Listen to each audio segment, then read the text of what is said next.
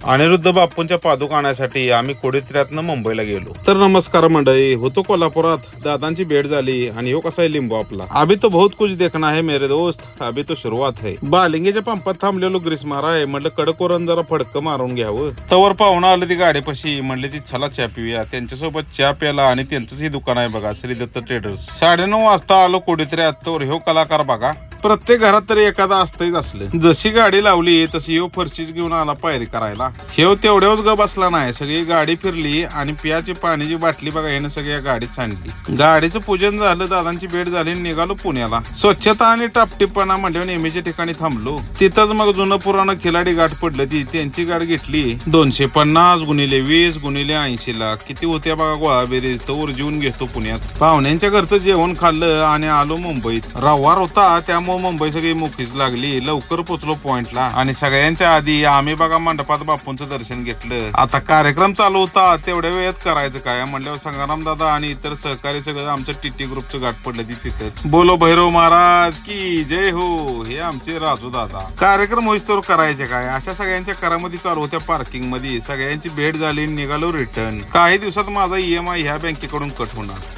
4ला निघून बरोबर 9ला या हॉटेलला होतो. सगळं मोकळच लागलो. हॉटेल साई प्रसादला खरंच मंडळी जेवण क्वालिटी आहे बरं का. तिथंच मग दादांची भेट झाली. जसा गेलो तसं हाय असं बघा रिटर्न आलो.